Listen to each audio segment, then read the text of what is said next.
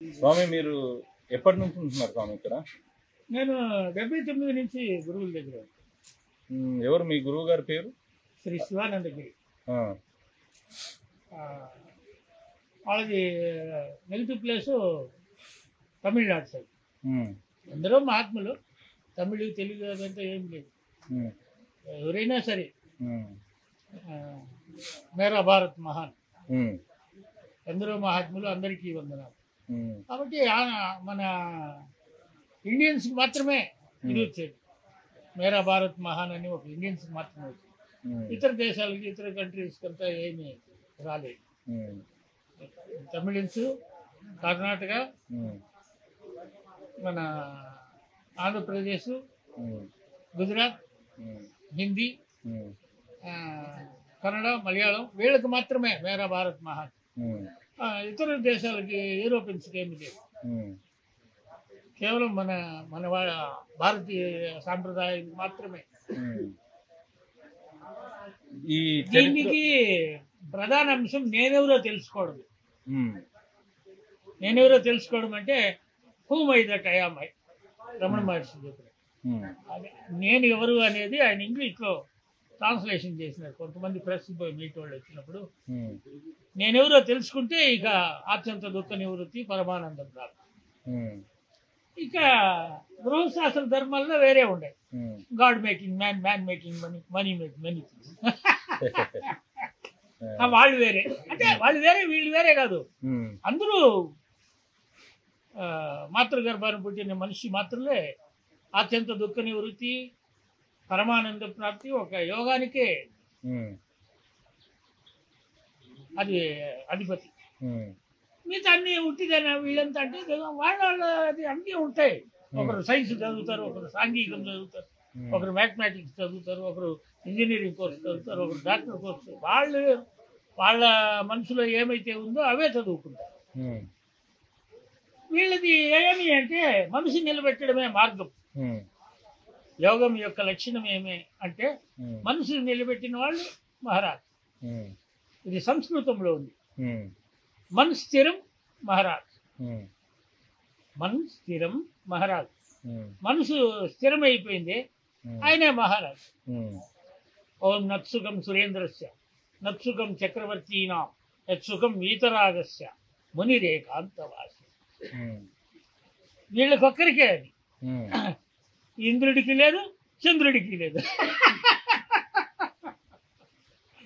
అంటే వీళ్ళకి ఆ యోగంలో నేనెవరో తెలుసుకునేస్తారు. ఆ నేను ఎవరు అంటే ఇప్పుడు కలగంటున్న నేనెవరు, కలగంటున్న నేనెవరు, మనం నిద్రపోతున్నాం, లోపల ట్రైన్లు పోతాయి, ఎవరు లోపల ట్రైన్లు పోతాయి, లోపల ట్రైన్లు పోతాయి, బస్సులు పోతాయి, విమానాలు పోతాయి, పైన హెలికాప్టర్లు పేలిపోతుంది, రైలు కాలిపోతుంది. ఇవన్నీ కళ్ళలో జరుగుతాయి. ఇవన్నీ కళ్ళలో జరుగుతాయి. కళ్ళలో జరిగితే మీరు నిద్రపోతున్నారు కదా. ఫర్ ఎగ్జాంపుల్ మీరు జోబిలో పెన్ను పెట్టి పోయినా లేచేది ఏమి లేదు, పెన్ను తీసుకొని పోయినా లేచేది. ఉదాహరణ మరి ఇంతమంది పడుతున్నారు, 50 మంది పడుతున్నారు. ట్రైన్ పోతా ఉంది, వేరే ఊరు పోతుంది, హెలికాప్టర్ చూస్తూ ఉన్నారు, దాంట్లో మీ ఫ్రెండ్స్ అంతా ఉన్నారు అనేసి లెక్క పెడతా ఉన్నారు. ఇన్ని కనపడుతున్నాయా? ఆ నేను కనిపెట్టడానికి ఈ మహాత్ములంతా సాధువులుగా యోగాభ్యాసం చేస్తారు. ఇది అంతర్గత విశేషం. ఉన్నారు హరే రామ హరే కృష్ణ. వీళ్ళు అమెరికాలో వాళ్ళెవరు పండిత్ వైష్ణవులు నామం పెట్టుకుంటారు. హెడ్ మాస్టర్ ఎవరు మీకు? శ్రీల ప్రభుపాద. శ్రీ ప్రభుపాద ఉన్నారు. ఇంటి పోయినారంటే చరణ్య సంఘంలో సుభాష్ పత్రి ఉన్నారు, శ్వాసపైన. అటుపోయినారంటే అష్టాంగ యోగాల్లో మహాత్ములు ఎందరో ఉన్నారు. విద్యారణ్య, రమణ మహర్షి, వాళ్ళు వీళ్ళు ఎన్నో చెప్పుకుంటా పోతే పేర్లకి తెల్లారైపోతాయి. ఎందరో మహాత్ములంటే ఒక మాట అయిపోతాయి. మా గురువు గారి సాంప్రదాయం ప్రకారం అష్టాంగ యోగాలు మూలాధారం, స్వాధిష్టానం, మణిపూరక, అనాహుత, విశుద్ధ, ఆజ్ఞ, సహస్రం. ఈ కుండలిని శక్తి ఎన్నుముక ద్వారా పైకి వచ్చిందంటే ఇక సహస్రం చేరిందంటే సమాధి పూర్తి కాదు. సమాధి కొంతకాలమే, సవికల్ప సమాధి అంటారు. సంకల్పంతో సమాధి వస్తుంది, వికల్పంతో విడిపోతుంది అనుకున్నాం. ఉదాహరణకి మీకు అన్నీ చెప్పలేము కదా. అన్నీ చెప్పలేమంటే మీకు తెలియదు కాబట్టి, ఆ రేంజ్ లేదు కాబట్టి ఏదో ఒక మీకు కొన్ని 4 మాటలు చెప్పి దాన్ని అర్థమయ్యేలాగా చెప్పేసి వెళ్ళిపోతాం. సవికల్ప సమాధి అన్నాం అనుకోండి, సంకల్పంతో సమాధి ఏర్పడుతుంది, వికల్పంతో విడిపోతుంది. అటు వస్తూ పోతూ కంటిన్యూగా కొంతకాలం అయిన తర్వాత సహస్రం పోయి హృదయ స్థానం దిగిందంటే, మేధానాడి సహస్రము పోయి హృదయ స్థానం దిగిందంటే సమాధి నిశ్చితం, పూర్తి అయిపోతుంది. ఇక ఎప్పుడు సమాధిలోనే ఉంటారు వాళ్ళు. ప్రశ్నలకు సమాధానాలు అనర్గళంగా వస్తాయి. బయట చింతలు ఏమి లోపలికి పోవు. చిన్నపిల్లవాడు మారిగా ఏదో చూసినట్టుగానే ఉంటాడు కానీ దృష్టి ఏమి ఆడబెట్టదు. ఈ రీతిగా జరుగుతుంది. సరే, ఇవన్నీ ఇంకా పెద్ద పెద్దవి. మీ సిద్ధాంతాలు అవి కావు. ఇవంతా గృహశాస్త్ర ధర్మాలు. God making man making money make money, ఈ రేంజ్లో మీరు ఉంటారు. అంటే దానివల్ల తప్పేమీ లేదు. మీకు భగవంతుడు ఇచ్చింది ఆ రేంజే. మరి మేము మీ రేంజ్కి రావాలంటే అదే అభ్యాసం. మొట్టమొదటిగా మనం చిన్న పిల్లోడప్పుడు పోతాం, పుస్తకం బట్టి చదివేదిలే. టీచర్లు ఉపాధ్యాయుల దగ్గరికి పోతాం, ఆలు రాయాలి, కక్కాలు రాయాలి, గుడింతాలు రాయాలి, అలా అలా ఉడతా ఊయలా చిన్నగా 2 పదాలు 3 పదాలు వాక్యాలు, మళ్ళా 3, 4 పోయిన తర్వాత పుస్తకం పట్టి చదువు. ఆ రీతిగానే ఇది కూడా మా రేంజ్ రావాలంటే ఆ క్లాసెస్ మీరు తీసుకుంటూ వస్తూ పడుతూ లేస్తూ. పిల్లవాడు ఒకేసారి నడచలేడు కదా, కొద్ది దూరం పోతాడు, పడిపోతాడు, మళ్ళీ వాళ్ళు ఎవరు చేయబట్టుకొని లేపుతారు, అట్లా దోగాడుతూ పోతాడు. కొంతకాలం అయిన తర్వాత నడిచిపోతాడు, మళ్ళీ ఎవరు అవసరం. అంతవరకు కొంచెం కంట్రోల్లో. మీరు ఎన్ని సంవత్సరాలు అయింది స్వామికి వచ్చి? నేను 79 నుంచి గురువులుగా దగ్గరే ఉన్నాను కాబట్టి గురువుగా మారిపోయినా. ఇది అసలు విషయం. ఉపాధ్యాయుని దగ్గర నేర్చుకున్న విద్యార్థులు కొంతకాలానికి గురువులుగా మారి తిరిగి వస్తారు. అదే ఉపాధ్యాయులుగా మారి తిరిగి గురువుల దగ్గర చేరిన శిష్యులు కొంతకాలానికి గురువులుగా మారి తిరిగి వస్తారు. ఇది అందులో రహస్యం. అక్కడ అంతే, ఇక్కడ అంతే. ఇప్పుడు మీ గురువు గారి పేరేంటి? ఇప్పుడు మీరు గురువు గారు కదా, మీ పేరేంటి? అదే మా గురువు గారి పేరు, వాళ్ళ గురువు గారి పేరు శ్రీ మాధవానందగిరి. ఈయన గురువుగా దీక్ష తీసుకునేటప్పుడు శ్రీ శివానందగిరి. ఆయన పేరు శివయ్య అనుకోండి. గిరి సాంప్రదాయం వాళ్ళ గురువు గారి పేరు ఈయనకి ఇచ్చినారు, శ్రీ శివానందగిరి. మా గురువు గారి దగ్గర నేను దీక్ష తీసుకునేటప్పుడు రామయ్య అనుకోండి, నా పేరు రామానందగిరి. గిరి సాంప్రదాయం మా గురువు గారి పేరు నిలబెట్టడానికి నేను ఇట్లా తండ్రి పేరు కొడుకులు తీసుకున్నట్టుగానే గురువుల పేరు శిష్యులు తీసుకుంటారు. ఇది ఇందులో రహస్యం. మా పేరు కూడా రామానందగిరి, గిరి సాంప్రదాయం. ఎన్నో ఉంటాయి నేర్చుకునేటప్పుడు. రామానంద సరస్వతి, విద్యాభ్యాసం చేసేటప్పుడు రామానంద సరస్వతి. ఒక నిశ్చితమైన స్థానం వచ్చిన తర్వాత గిరి సాంప్రదాయం. ఇన్ని ఉంటాయి దాంట్లో తెగలుగా ఉంటాయి. భారతీ ఆకాడ, భారతి సాంప్రదాయం, శంకరాచార్యులని నిలబెట్టి మాట్లాడారు. ఎట్లా కాదు ఇట్లా అన్నిటికీ సమాధానం చెప్పుకుంటాం. ఆ శ్రీ విషయంలో అడిగేకడికే ఇక ఈయన పుట్టుకతో బ్రహ్మచారి కనుక చెప్పలేక కొంతగా సమయం గడువు అడుగుతారు. సరే, దాన్ని కూడా ఇప్పేస్తారనుకోండి, మళ్ళా 32 సంవత్సరాలకే జగద్గురువుగా మారిపోతారు. ఇది అందులో. మీరు గురువు గారు కాకముందు మీ కుటుంబం ఉండాలి కదా, ఉందా? ఇప్పుడు మీ కుటుంబం మీతో టచ్ లో ఉందా? కుటుంబంతో మనకు పనే ఉంది. గురువు గారు కాకముందు, ఇప్పుడు అంటే మీకు పని లేదు. గురువు గారు కాకముందు మీ కుటుంబం అప్పుడు పని ఉంది. అది కొంతకాలమే సాధువుల్లోనే ఉండేది. ఆ సీక్రెట్స్ చెప్తాను చూడండి. గృహశాస్త్ర ధర్మాలు మనం సన్యాసి కాకముందు కొన్ని శాస్త్ర ప్రమాణం. ఓం మాతృదేవో భవ, అమ్మవాళ్ళు అంటే తల్లిగారు. ఓం పితృదేవోభవ తండ్రి కాదు, ఓం ఆచార్య దేవోభవ ఉపాధ్యాయులు గురువులు అందరూ ఆచార్యాన్ని కిందికే. అతిథి దేవోభవ మనకు ఎవరన్నా అతిథిగా వస్తారు, వీళ్ళందరినీ చూస్తూ వాళ్ళని చూస్తూ వస్తారు. ఇది గృహస్థాశ్రమ ధర్మాలు. కొంతకాలం పెరిగి పెద్ద అయిన తర్వాత బ్రహ్మచర్యం, వానప్రస్థం, బ్రహ్మచర్యం, గృహస్థాశ్రమం, వానప్రస్థం, సన్యాసం. సన్యాసి తీసుకున్న తర్వాత మాతా నాస్తి, పితా నాస్తి, బంధు నాస్తి, సహోదర నాస్తి, గురువు అస్తి అంటాడు. నెంబర్ 1. నెంబర్ 2, త్వమేవ మాతా చ పితా త్వమేవ, త్వమేవ బంధుశ్చ సఖా త్వమేవ, ద్రవిణం త్వమేవ, ప్రణమం త్వమేవ, తమేవ విద్యాం తమేవ సర్వం మమదేవ దేవ, ఓం నమో గురుదేవ. ఇట్లా అంటాడు. వాళ్ళని వదిలేస్తూ వీళ్ళని పట్టుకుంటాడు. ఇది అందులో రహస్యం. గృహస్థాశ్ర ధర్మాలైనా ఇక్కడికే రావాలి, వానప్రస్థ ధర్మాలైనా ఇక్కడికే రావాలి, సన్యాసి ధర్మాలైనా ఇక్కడికే రావాలి. ఎక్కడికైనా సరే లాస్ట్ ఇక్కడికే రావాలి. ఇంతకీ రామానందగిరి స్వామి కాకముందు మీరు ఎక్కడి నుంచి వచ్చారు? నేను అడిగేది ఇంతేనా? శ్రీకాళహస్తి జన్మస్థానం నెంబర్ 1. పుట్టుకతో నన్ను 9 సంవత్సరాలకే బ్రహ్మ విద్య పాఠశాలలో చేర్పించారు. కాబట్టి అవే జీర్ణమవుతుంది. ఆ సాధువుల దగ్గరే సేవలు చేయడం, సాధువులతోనే సంభాషణం, అదేమి ఇదేమి బ్రహ్మసూత్రాలు అప్పుడే వంటబట్టాయి. కాబట్టి నేను కూడా సాధువు. ఇది అందులో సీక్రెట్. మీ తల్లిదండ్రులు ఉంటారు. వాళ్ళు శ్రీకాళహస్తిలో జన్మించామనుకోండి, 9 సంవత్సరాలుగా నన్ను ఏర్పాటు బ్రహ్మ విద్య పాఠశాలలో చేర్చేసినారనుకోండి, అప్పుడు ఏం పరిస్థితి? అప్పుడు తల్లిదండ్రులు ఆడుంటారు. నాకు 9 సంవత్సరాలకి ఇప్పుడు మీరు చదువుతున్నారనుకోండి, కేవలం భోజనం చేసేటప్పుడు ఇంటికి పోతారు, నిద్రపోయేటప్పుడు ఇంటికి పోతారు, స్నానం చేసేటప్పుడు ఇంటికి పోతారు.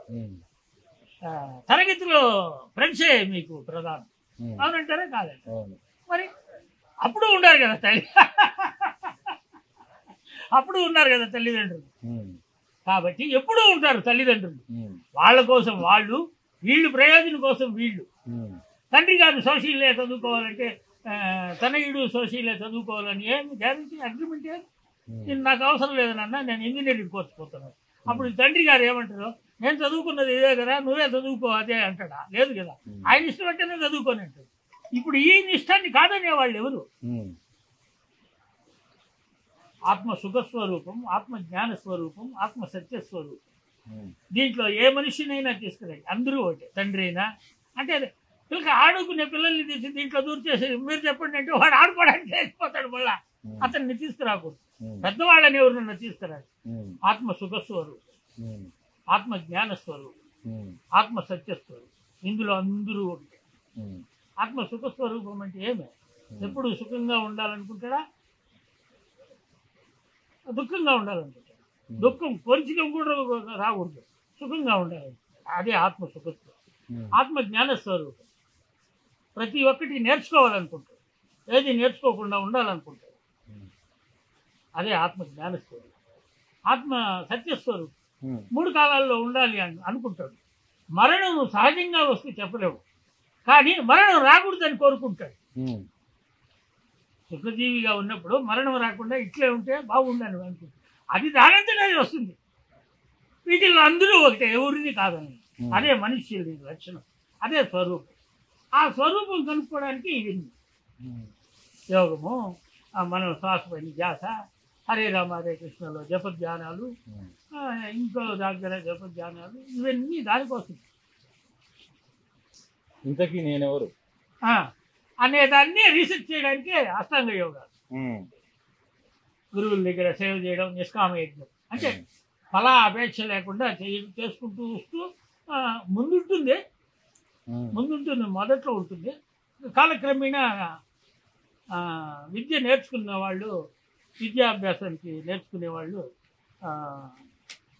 క్రమేణా నేర్చుకున్నట్టుగా క్రమేణా కరిగిపోయి ఫలాపేక్ష లేకుండా మళ్ళా నిష్కామ యజ్ఞం చేస్తారు. చేసి గురువుల్ని మెప్పించి దీక్ష తీసుకొని మళ్ళీ ప్రాప్తి బ్రహ్మానందం ఇది అందులో. కొంతకాలం వాళ్ళ దగ్గర పాట పడాలి. 12 సంవత్సరాలు పాట పడితే ఇక కదిలించలేము. బయట విషయాల్లో కూడా ఉంది. మనం ఆశ్రమం పోయి మంచి గ్రంథాలయం ఎక్కడుందో సెలెక్ట్ చేసి వాటిల్లో పుస్తకాలు తీసుకుని చదివి పోవచ్చును. దాంట్లో ఇతనికి కట్టుబడేది అంటే ఇతన్ని బంధించేవాళ్ళు లేరు కదా. మీరు ఉండాలి అంటే ఉంటారు, లేకుంటే హైదరాబాద్ వెళ్ళిపోతారు. ఎవరు అడుగుతారు? అదే గురువు ఉంటే నువ్వు పోరాదు, ఇక్కడ ఉండాలంటాడు. ఒకవేళ అటుగాని పోతే అతన్ని ఇతను వదిలేస్తాడు. వీళ్ళు చెప్తారు కానీ ఏదో ఒకటి, మీ గురువుని కాళ్ళు చేతులే, మా గురువుని కాళ్ళు చేతులే, మీరెట్టున్నారు నేను అట్టు, ఇది నేర్చుకునేది ఏముంది అన్నట్టుగా మాట్లాడినాడంటే అయితే మీ ఇష్టం అండి ప్రయత్నం. మళ్ళీ లోపల స్థానం లేదు ఈయనకి, లోపల స్థానం ఉండదు. బయట వెళ్ళిపోయినాడు. అట్లా అక్కడే ఉన్నాడంటే కొంతకాలం ఈయనకి పరీక్షలు వస్తూనే ఉంటాయి. పోవాల్సిన దాకా అంతా పోకూడదు అంటాడు, పోకూడని దాకా పొమ్మంటాడు. అతను అన్నింటిలో గెలిచిన తర్వాత మీరు ఇక్కడ ఉండండి, అడిగిన వాళ్ళకి ఒకటే ఉద్యోగమే కదా, ఆడిపో దొరుకుతుంది, ఇడిపో దొరుకుతుంది అని అడిగిన వాళ్ళకి అన్నీను ఆశ్రమమే నీ తప్ప అంటే ఇట్లా వాళ్ళని మెప్పించి తీసుకోవాలి. ఇది అందులో ఉన్నది. ఓకే, 4 అయిపోయింది అనుకో టైం. పర్లేదు. ఇంతకీ మీ దృష్టిలో నేటి సమాజం ఎలా ఉంది అనుకుంటున్నారు? సమాజం ఎవరికి? నిద్రపోయేవాడిని అడగండి, ఏమో నాకు తెలియదు అంటాడు. మేల్కొన్నవాడిని అడగండి, అక్కడ రైలు పడిపోయింది అంటే నిద్రపోతున్నారని అనద్దు, అట్లా అనకూడదు. అదే యోగా నిద్ర. సమాజం సంఘం ఎక్కడుంది? మేల్కొన్న వాళ్ళ దృష్టిలో ఉంది, నిద్రపోయే వాళ్ళ దృష్టిలో ఏముంది? అంటే అందరూ నిద్రపోతున్నారు అంటారా? అందరూ నిద్రపోతుంటారు అని నేను అనకూడదు, అందరూ నిద్రపోతే బాగుండని నేను అంటాను. ఇప్పుడు ఒక పిల్లవాడు సంఘంలోనే ఉన్నాడు, మీ కొడుకో మనవడో అనుకోండి, ఇట్లా ఉండదు పల్లం, బెలూన్ పోతా ఉంటుంది, బెలూన్ దొల్లుకుంటా పోతా అంటే గబగబా దాని వెనుకలు పోతా ఉంటాడు, పట్టుకుంటాము. ఈ పక్క బస్సు వస్తుందో రైలు వస్తుందో మనం కనిపెట్టుకోవాలి. ఆ పిల్లవాడికి ఏమే బెలూన్ పోవడమే తెలుసు, బెలూన్ పట్టుకోవడానికే పోతున్నాడు. అప్పుడు ఆ పిల్లవాడు నిద్రపోతున్నాడా? లేదు, మేల్కొనే కదా ఉండదు. మనమేమో అయ్యో పట్టుకోండి రైలు వస్తుంది బస్సు అంటాడు, ఆ పిల్లవాడేమో బెలూన్కి పోతున్నాడు. బస్సు రైలు ఆ పిల్లవాడికి తెలుసు, నేరుగా చూసినట్టు తప్పుకుంటాడు, ఆయన బెలూన్ కోసం పరిగెత్తాడు. కారణమే సంఘం సమాజం ఉండేది ఉంటుందంటే రకరకాలు ఏమేవి సంఘం సమాజం ఉన్నాయి. దేనికోసం? కొన్ని విషయాలు బయటికి మాట్లాడకూడదు. అంటే బయటికి మాట్లాడకూడదు అంటే ఫర్ ఎగ్జాంపుల్ కుర్చీ కోసమే కదా, కుర్చీ కోసం పోరాడుతున్నారు అంతేనా? నేను ఎమ్మెల్యేగా ఉంటాను, నువ్వు మంత్రిగా ఉండు, నువ్వు మంత్రిగా ఉంటే ఆయన మినిస్టర్గా ఉండు, దీనికోసం పోరాడతాను. ఎవరు పోయిన మంత్రి? మంత్రి సాటి ప్రజల పైనే కదా. ఇవి టేప్ రికార్డు తీయకూడదు, ఇది నిషేధం. నిజంగానే మొబైల్స్లో తీయకూడదు, అందుకే కొన్ని మాట్లాడకూడదు. ఇంతకీ ప్రధాని మోదీ కారణ జన్ముడా కాదా? ఎందుకు కాదు? ప్రతి ఒక్క మనిషి కారణ జన్ముడే. సిమెంట్ ఇటుకలు కట్టేవాళ్ళు కూడా కారణ జన్ముడే. మోదీనే అవసరం లేదు, వాళ్ళు ఈ కారణం చేతనే పుట్టాడు. కార్యం వచ్చి సిమెంట్ గోడలు అంటే అయోధ్య బాలరాముడు విగ్రహ ప్రాణ ప్రతిష్ఠ చేసినాడు, సాధువులకి ఎందరికో మేలు చేసినాడు, ఎందరికో ధనం ఇచ్చినాడు, పిలిచి అన్ని సౌకర్యాలు కల్పించినాడు. ఆయన కాబట్టే కదా ఆయన్ని పడగొట్టే వాళ్ళే లేకుండా పోయారు. అంటే ఈసారి మళ్ళీ గెలుస్తారా? ఆయన ఖచ్చితంగా గెలుస్తారు. ఎవరు పడగొట్టలేరా? ఇండియా కూటమి ఏ కూటమి వచ్చినా అంతేలే, కూటమి హెడ్ మాస్టరే ఆయన. అవును, సకల కూటమిలో హెడ్ మాస్టర్ ఆయన. నేచురాలిటీ హిస్టరీ మాకు తెలుసు కదా. గురువుని అడిగి ఒక నిమిషం నన్ను మాట్లాడి, గురువుని అడిగి నేను హిమాలయాలు పోతాను, చూడ హిమాలయాల్లో పోతే ఏం చేస్తావు? నేను తపస్సు చేసి బ్రహ్మానందం నువ్వు ఒక్కడే ఉంటావు బ్రహ్మానందం, అంతే కదా. ఉమ్, ఇట్లా పోయి చూడు, ఉమ్, గుజరాత్లో 8 సార్లు గెలిచినావా, ఉమ్, ఎందుకు ప్రైమ్ మినిస్టర్ కాలేకపోతున్నావు? ఉమ్, ఏదో దోషం ఉంది. ఆ దేశం 4 పక్కల 4 మూలల సాధువులకి అన్నదానం చేయి, గృహస్థులకి అన్నదానం చేయి. లాస్ట్ రోజు ఈ సాధువులకి సేవ ఏం లేదు కాబట్టి ధనదానం చేయి. ఉమ్, సరే అని చేసినాడు, దిగ్విజయంగా మంత్రిగా మారినాడు. ఉమ్, హిమాలయాలు పోతే ఏదో ముక్కు మూసుకొని లోపల కూర్చుంటావు, బ్రహ్మానందం నీ ఒక్కడికే, జనాలకి ఏమైంది కాబట్టి ఈ పని చేయాలి, అట్లా చేస్తానని చేసినాడు, తెలిసినాడు. కాబట్టి ఆయన కారణ జన్ముడు కాదని ఉమ్, అందరూ కారణ జన్ములే, ఆయన హైయెస్ట్ అనమాట. ఉమ్. మోదీ హైయెస్ట్, మనమంతా చిన్నాం. ఆయన జాతకం చెప్పగలరా? జాతకం ఏమీ లేదు. ఉమ్, ఆయన హిమాలయాలు పోతుంటే వాళ్ళ గురువు గారు అడ్డగించారు, ఉమ్, మీరు మంత్రిగా చేసే పనులు కొన్ని ఉండేవి చేయండి. వాళ్ళ గురువు ఉన్నాడు కాబట్టే కదా గురు శిక్షణ లేక గురుచెట్లు కలిగినావు. యజనికైనను ఉమ్, ఎవ్వనికైనను ఉమ్, తాళకు చెవి లేక తలుపెట్లుడును విశ్వరాభిరామ అన్నట్టు. ఉమ్.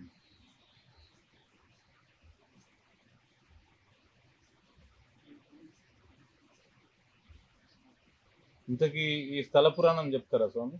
ఈ తలపురాణమే. ఎందరో మహాత్ములు తపస్సు చేసి ఆత్మ సాక్షాత్కారం పొంది బ్రహ్మానందంలో లీనమైనారు. ఉమ్, అవి step by step. Yoganandagiri, Ramanandagiri, Shri Tarikonda Venkamamba, ఉమ్, అన్ని వాళ్ళ గుహలు అవన్నీ. ఉమ్. పంచపాండవ తీర్థము కదా? పంచపాండవ తీర్థం అంటే కౌరవులు పాండవులు యుద్ధమైన తర్వాత ఉమ్, బ్రహ్మహత్య పాప నివారణ కోసం గోదానం చేస్తారు. ఉమ్, అది అసలు వెంగమాంబ అంటే అన్నప్రసాదోత్తరం కట్టింది. వాళ్ళ జ్ఞాపకార్థం కట్టించినారు. ఉమ్, మీరు ఇక్కడికి వచ్చినప్పుడు మీ వయసు ఎంత స్వామి? అప్పుడు అది 36 సంవత్సరాల ముందు మాట. ఒక 36 సంవత్సరాలు గురువు గారి దగ్గరే ఉన్నా. గురువు గారి వయసు 15, ఇప్పుడు 24, 10 సంవత్సరాలు అనుకోండి. ఇప్పుడు 46 సంవత్సరాల ముందు వచ్చిన. ఉమ్. ఇక్కడికి వచ్చినప్పుడు మీకు 46 సంవత్సరాలు. ఈ ఊరికి వచ్చి 46 సంవత్సరాలు.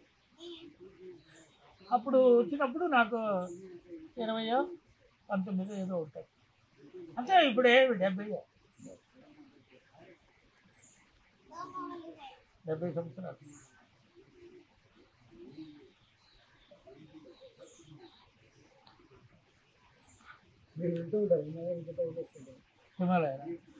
హిమాలయాలు పోవసరం లేదు, తెలుసుకున్నంత వరకే. ఉమ్, మళ్ళీ ఇక్కడే ఉంటే ఇప్పుడు మనం కర్ర నేర్చుకున్న దాంట్లో ఎక్స్పర్ట్. స్కూల్కి పోతున్నప్పుడే విద్యార్థి మా బ్యాగ్లో పుస్తకాలన్నీ ఉంటాయి. పోతున్న మనిషి చూసిన వాళ్ళందరికీ విద్యార్థి చదివి అంతా అయిపోయిన తర్వాత ఐఏఎస్, ఐపీఎస్, ఐఎఫ్ఎస్ చదివి అయిపోయిన తర్వాత కుడి చదువుతూనే పోతాం. పోయి అక్కడ లైబ్రరీలో పుస్తకం తీసుకొని దాంట్లో సంగ్రహం అంతా సంగ్రహించి మళ్ళీ ఆ పుస్తకం ఆడే పెట్టాం. ఇది అంటే మీ సాధువుల్లో కూడా రకరకాల తెగలు అక్కడ సెపరేట్ ఉంటారు. ఇవి ఎన్నో ఉంటాయి. అవి పోరాటాలకి మనము ముందడుగు వేయకూడదు. మా సాంప్రదాయం గొప్ప, మా సాంప్రదాయం గొప్ప అని ఎవరు అడిగేది? అదే అఖాడాలు అఖాడాలు ఇలా separate ఆకాడాలు భారతీయ చేసిన పని అదే కదా. అదే భారతీయ చేసిన పని అదే కదా. శంకరాచార్యులని భర్తని ఓడగొట్టిపోతాంటే మీరు ఎట్లా పోతారు, నేను కూడా నన్ను కూడా ఓడగొట్టుకుంది. ఎట్లా ఒకట్లు ఉంటాయి తెగలు. ఉమ్, అవి మనకు సంబంధం లేని విషయం. అంటే వీళ్ళు నేర్చుకున్న తర్వాత ఇవి నేర్చుకునేది ఏముంది? వీళ్ళు తెలుసుకున్న తర్వాత ఇంకొంతకాలానికి వాళ్ళు వస్తారు. నేను గమనే ఉంటాను. ఇంతకీ అఘోరాలుగా ఎందుకు మారుతారు? ఇవన్నీ తెగలు. అఘోర సాంప్రదాయం అంటారు, నిరంజని ఆకాడ అంటారు, గిరి సాంప్రదాయం అంటారు, గురి సాంప్రదాయం అంటారు, ఆనంద ఆకాడ అంటారు. ఇవన్నీ ఆకాడాలు, సంపదలు, జూన ఆకాడ, ఇవన్నీ ఆకాడాలన్నీ వాళ్ళ సాంప్రదాయానికి గుర్తులేదు. వాళ్ళ గురువు గారి సిద్ధాంతం ప్రకారం ఆ శిష్యులు నడుస్తారు. ఒక తెగలో జాయిన్ అవ్వాలంటే చాలా నియమాలు ఉంటాయంటారు. నియమాలు ఇవే ఉండేవి. పొద్దున్నే బ్రహ్మముహూర్త సమయంలో లేయడం, స్నానం చేయడం, ఇవంతా క్లీన్ చేయడం, అవంతా ఉండడం నిదానంగా ఇతను గురువుగా మారుతాడు. గురువుగా మారిన తర్వాత ఇంకేమి లేదు. అవన్నీ తరగతులు చిన్నవి. మొదట సాంప్రదాయాలన్నీ తక్కువ. అవి 1-2 తరగతుల్లో ఏమి వాళ్ళు నేర్పిస్తారు, తొక్కలు నేర్పిస్తారు, గుడించాలు. ఆకాడాలు ఏమి తక్కువ కాదు, ఆకాడాలన్నీ హైయెస్టే. అవన్నీ పెద్దవే. మళ్ళీ సాధువులు అంత భజన గోష్ఠి, సాధన సాంప్రదాయాలు అవన్నీ ఉంటాయి. నేను చెప్పే చిన్న చిన్న సాధువులు పైకి రావడానికి ఆకాడాలో చేరాలి. వీళ్ళ పాటికి వీళ్ళు గమ్మనే గురువుల దగ్గర నేర్చుకుంటే ఒక దగ్గరే ఉంటారు, మళ్ళీ బయట ఆడికి పోవాల్సిన అవసరం ఏముంటుంది? ఆడికి పోయినా ఇంతే తెలుసుకునేసినారు, ఇక అంతే అక్కడే ఉంటారు. మీరు ఈ సమాజంలో ఉన్న రకరకాల మనుషుల్ని చూస్తూ ఉంటారు. అవును. ఒక రామానంద గిరిగా, ఒక స్వామిగా మీరిచ్చే సందేశం ఏంటి? ఎందుకంటే ప్రజల్లో విపరీతమైన ద్వేష, ఈర్ష, ఇవన్నీ రాగద్వేషాలన్నీ నిండిపోయి ఉండేదే సంఘం సమాజం. కవి సుఖ హై వహీ దునియా హై, కవి దుఃఖ హై యహీ దునియా. ఈయన చెప్పినాడు కబీర్ సత్యం. ఎక్కడ సుఖము ఉంటుంది, నష్టం ఉంటుంది. ఇప్పుడు రామ లక్ష్మణులు యజ్ఞానికి పోయినా మారీచుడు వచ్చి దాంట్లో పులి మేకలు వేస్తాడు, యజ్ఞంలో రక్తం వేస్తాడు. ఇట్లా ఉంటాయి. అప్పటి నుంచి ఉండేది లేదు, ఇప్పుడే కొత్తగా రాదా. రామాయణము కృష్ణుడు దాంట్లోనే వీళ్ళు ఉండారు.